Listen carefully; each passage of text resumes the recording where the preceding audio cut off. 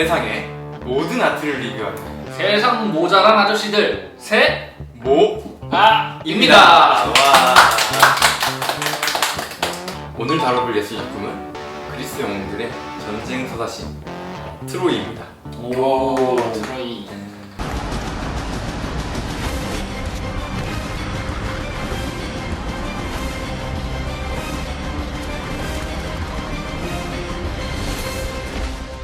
Is there no one else? Is there no one else? 꽤 된 작품이잖아요. 그죠. 꽤 오래됐죠. 2004년도에 개봉을 했고 최근에 코로나 때문에 재개봉을 하기도 했었는데 그래도 한 16년 된 작품이기 때문에 조금 올드한 느낌도 없지 않아 있더라고요. 그죠. 맞아. 화면이 영상미가 조금 올드한 느낌도 있고 음악도 그쵸. 그죠.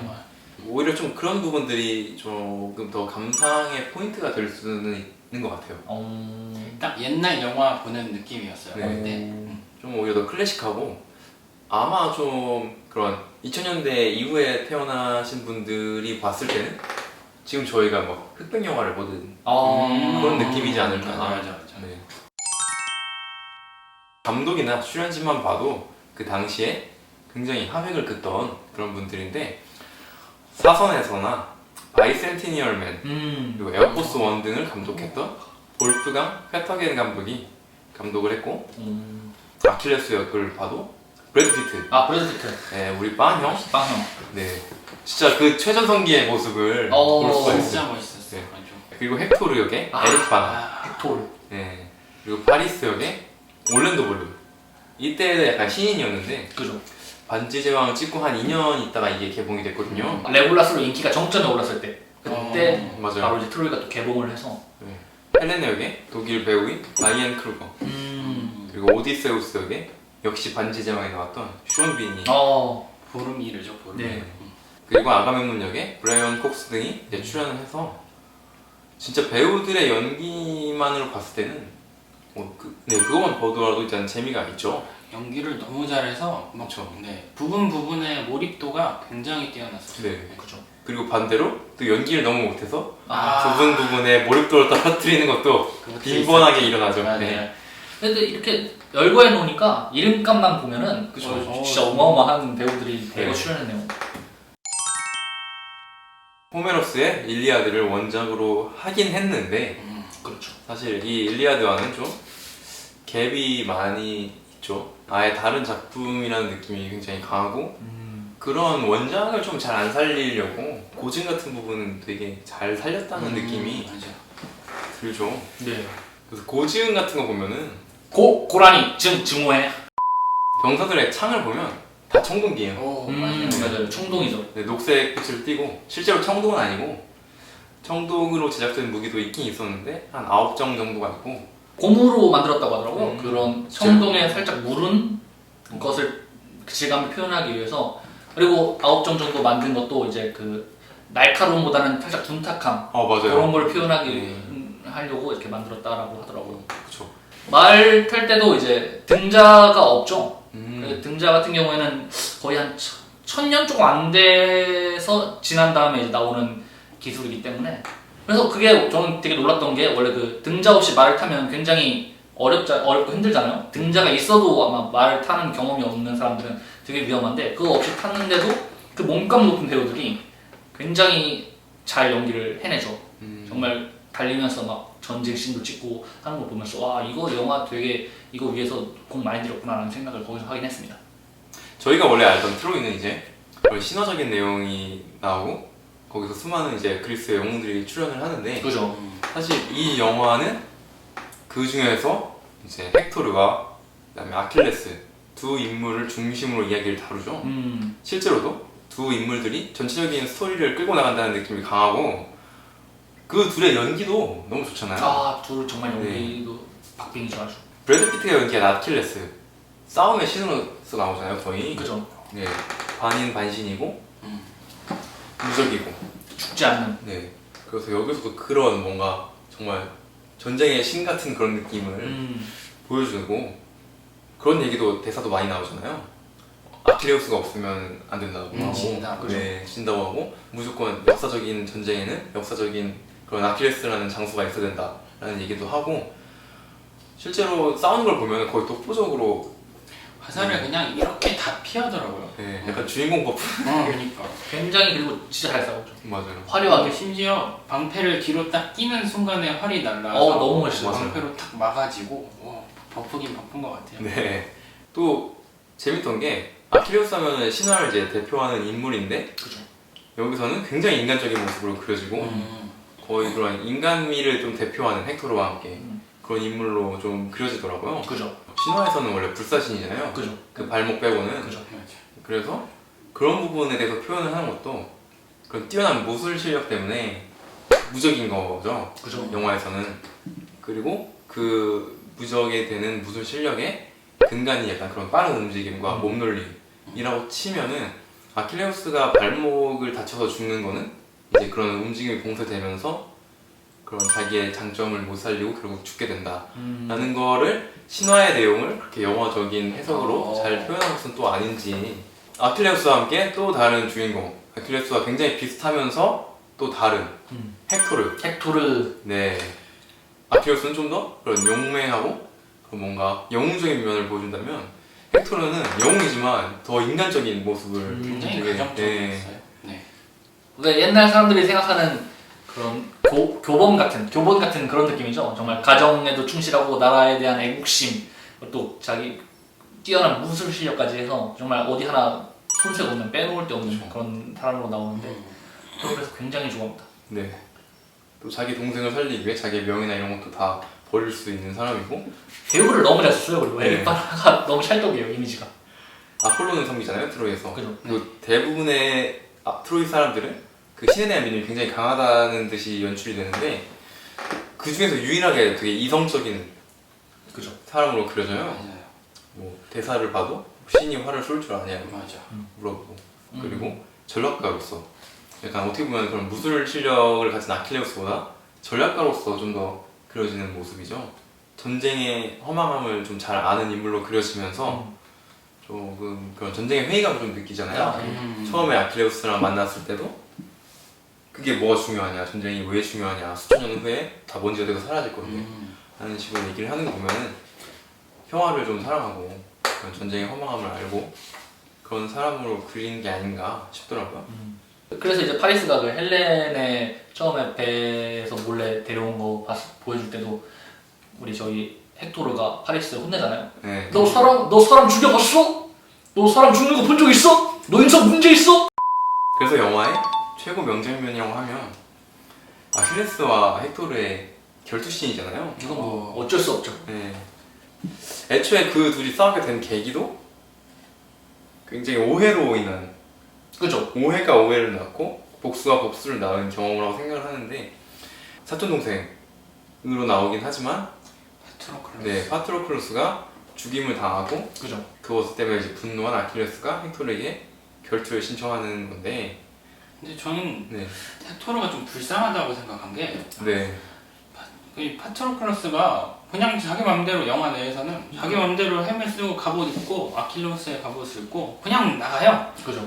근데 자기 헥토르 입장에서는 와 나왔다 이제 난 싸워서 아킬레우스를 무찔러야지 하고 어떻게 잘 이겼는데 알고 보니 아니어서 그죠? 네 저는 되게 그래서 그것 때문에 죽임을 당했다라는 게 저는 너무 좀 불쌍하고 억울하다 생각을 해요. 억울할 수 있죠. 근데 또 아킬레우스도 억울하게 죽긴 해요 영화에서. 그죠? 억울하긴 네. 해요. 브리세이스를 구해준 건데 파리스가 거의 이제 오해해서 거기서 저는 진짜 네. 이 파리스를 어떻게 저럴 수가 있지 말도 안 듣고 계속 그리고 화를 쏴. 그 여자 슬퍼하는데 계속 빨리 가자고. 네, 그죠? 거의 죄책감이 없는 저는 그래서 파리스는 확실히 정의 내릴 수 있습니다. 중2병 걸린 사이코패스 가오충이에요. 결국 헥토르를 죽이고 자기의 전차를 이용해서 끌고 다니죠. 살짝 그때 저 그거 느꼈어요. 이렇게 전차에 묻고 전차로 이렇게 쭉 돌려서 이렇게 갈 때 그 트로이의 성을 한 번씩 쓱 보고 가잖아요. 그 한일전에서 박지성 씨가 골랐을 때 그 세레모니 없이 저도 그냥 이렇게 보면서 쓱 뛰는 살짝 그런 느낌이었거든요. 봐라, 이러면서 딱 하는. 그런 의기양양한 뭔가 그런 느낌이 딱 들었는데 맞아요. 명예를 위해서 죽었던 헥토르를 그렇게 불명예스럽게 끌고 다니다가 자기 막사로 가지고 매달아 버리는데 밤에 이제 프리아모스. 헥토르의 아버지인 프리아모스가 몰려와 찾아와가지고 그 양손에 입을 맞추고. 나는 지금 상상할 수 없는 일을 했다. 그러니까 내 아들을 죽인 사람의 손에 입을 맞췄다 하면서 너무 절절합니다 이거. 그 진짜 약간 저는 거기서 약간 울 뻔했어요 진짜. 그거는 그럴 수 있습니다. 이 감정적인 부분도 그렇지만 행동이 네. 저는 그냥 무릎을 꿇는 이 액션 자체만으로도 너무 감정이입이 돼가지고 그죠. 네. 그리고 진짜 그 프리아모스를 연기한 피터 오툴 분께서 연기를 굉장히 잘하셨어요. 그죠. 맞아요. 심지어 그걸 상대하는 브래드 피트도 연기를 엄청 잘해요. 그죠.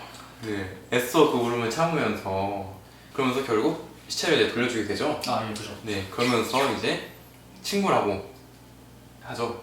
헥토르에게. 네. 네, 곧 만나게 친구 이런 식으로 얘기를 하는데, 네, 그렇게 서로 적으로 만났지만 결국 서로 묘한 동질감을 느꼈던 건 아닌가. 그래서 보면은 재밌는 게 헥토르가 먼저 장례를 치르고 나중에 아킬레스가 죽어서 장례를 치르는데 둘 다 장례 씬이 나오잖아요. 네. 근데 같은 장소예요. 오. 네, 그 트로이의 성 안, 그 광장에서 같은 장소에서 같은 앵글로 그걸 비춰주거든요. 그래서 결국 다른 나라의 영웅들이 한 전쟁에서 만났지만 결국 같은 인물이었음을 좀 표현하는 그런 영화적인 장치는 또 아니었을까. 그 12일간의 장례가 치러지는 동안 이제 그 간교한 오디세우스가 목마를 만들어버리죠. 그죠. 네. 사실 정말 말이 안 되는 얘기긴 해요. 12일 만에 사실 그 목마를 세웠다는 거예요. 그죠. 그리고 그때 당시의 기술로 그렇게 많은 사람들이 들어갈 수 있는 목마를 제작할 수 있었는지도 의문이고, 그 정도 크기의 목마를 제작하는데 트로이 측에서 몰랐다? 딱 가봤는데 목마가 있네? 신의 선물이다! 라고 하는 것도 살짝 만약에 그렇게 되면 경계에 실패죠. 그죠. 실제 전쟁 중인데. 그렇기 때문에 저는 살짝 말이 안 된다고 생각하는데, 잘 모르겠습니다. 또 그때 당시에 사람들은 어떤 생각을 가지고 있었는지. 그거 목마 만들면 좀 만드는 사람들 힘들어서 목마를 했다. 그리고 오디세우스는 사실 그 이제 호메로스의 다른 작품인 오디세이에서도 굉장히 그런 지략가적인 면이나 그런 것도 잘 그려지는데 좀 궁금했던 게 오디세우스는 과연 목마를 어디다 세웠을까요? 목마르던 언덕에. 알쓸신잡에 그런 호메로스와 일리아드에 대한 얘기가 나왔었는데 거기서 이제 김영하 작가님이 그런 얘기를 하셨어요. 분노로 시작해서 이 분노가 결국 인간성에 패배하는 걸 잘 표현한 작품이라고 얘기를 했었는데 이 영화 또한 그 부분에 대해서는 굉장히 잘 표현을 한 것 같아요. 그런 일부러 신적인 요소는 다 빼고 전쟁을 강조하면서 전쟁으로 인해서 전쟁 안에서 갈등하는 인간들, 그리고 그 안에서 겪게 되는 참상들과 그런 원한과 복수에 의한 그런 가족을 잃는 슬픔들을 잘 표현했다고 생각됩니다. 저는 헥토르와 아킬레스의 전투씬.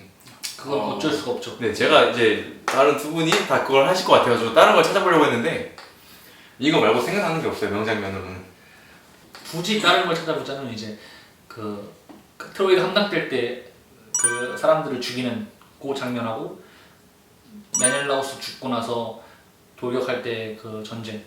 그것도 네, 멋있죠. 그 진영을 계속 유지하느냐 안 유지하느냐의 그 전력 차이. 그런 거. 프리아모스가 아킬레우스를 찾아갔을 때 그 어떤 그쵸. 감정이 주고받아지는 그 장면도 되게 좋았었고, 마지막에 아킬레우스가 활을 맞았어요. 네. 아킬레스건에 활을 맞았는데 그 장면도 상징적이라고 생각을 해서 그쵸. 여기도 좀 괜찮은 장면이었다라고 생각을 좀 했었습니다. 프리아모스가 아킬레스 찾아간 씬에서 나왔던 대사인데 네. 네. 프리아모스가 그거죠.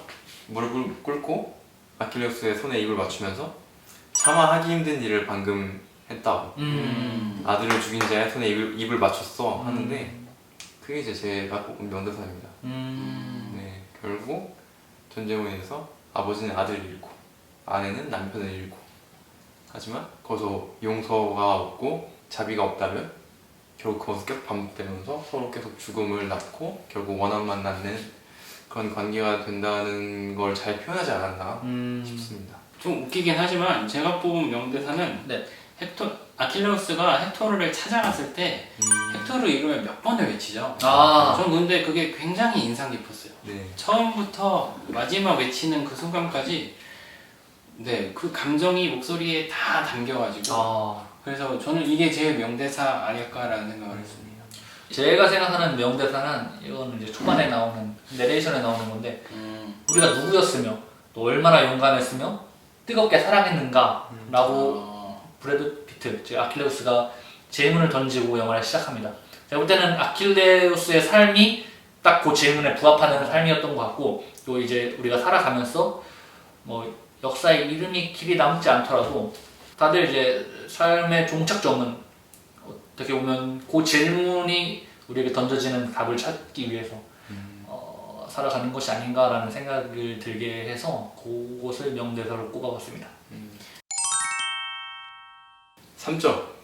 배우들의 연기나 물론 예외도 있지만 고증 같은 건 진짜 훌륭하고 전쟁씬도 굉장히 훌륭한데 제가 느끼기에는 뭐 감정 간의 개연성이나 이런 건 떨어지는 면도 많고 그 원작을 살리지 못한 왜냐면 원작을 기대하는 부분도 있을 텐데 워낙 유명한 작품이다 보니까 그런 부분에 대한 너무 배제하고 보는 느낌도 있어서 사실 그런 부분이 좀 아쉽더라고요.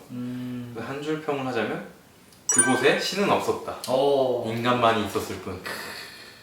그래도 저는 한 3.5 정도 주고 싶은데 연기를 못한 분들도 물론 계셨겠지만 잘한 분들의 연기력이 너무 독보적이고 맞아요. 그래서 점수를 조금 더 줄 수 있을 것 같고요. 근데 제가 좀 아쉬웠던 부분은 요즘의 영화들을 보다가 이 트로이라는 작품을 보게 되면 어떤 연출적인 부분에 있어서 화면이 갑자기 바뀐다든지 음악도 바로 꺼지고 바로 뭐 다른 음악이나 음악이 없이 진행된다든지 이런 부분에 있어서 제가 느꼈을 때 조금 아쉽다라고 생각이 들었었고요.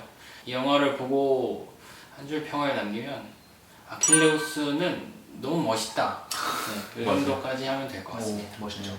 저는 평점 4.5점을 주고 싶은데 저는 오히려 이제 좀 다르게 전쟁, 액션, 서사, 갈등 이 모든 거를 다 잘 다뤘다고 생각을 해서 그래도 꽤 높은 평점을 주고 싶습니다. 그리고 제가 생각하는 영화의 한 줄 평은 갈망과 허망 사이의 어딘가 라고 하고 싶습니다. 인간은 다 뭔가를 갈망하죠. 그리고 그 과정이나 아니면 그 갈망했던 것을 이뤄냄으로써 느껴지는 거는 성취감도 있겠지만 어떤 그런 허망 그렇죠. 그런 것도 굉장히 큰 것 같아요. 과정과 결과를 다 봤을 때 또 그렇기 때문에 그게 이 영화에서도 잘 다루지 않았나라는 생각을 하기 때문에 네, 오늘 세모아에서는 트로이를 다뤄보았는데요. 정말 좋은 배우들의 명연기와 훌륭한 서사들을 담은 좋은 영화였다고 생각이 됩니다. 네, 그래서 저희는 다음 주에 더 다양한 작품들로 여러분을 찾아뵐 테니 오늘 내용이 유익하시거나 아니면 다음 작품들이 궁금하시다면 가시기 전에 구독과 좋아요, 알림 설정까지 부탁드릴게요. 그럼 저희는 다음 주에 찾아뵙겠습니다. 여러분 안녕. 안녕.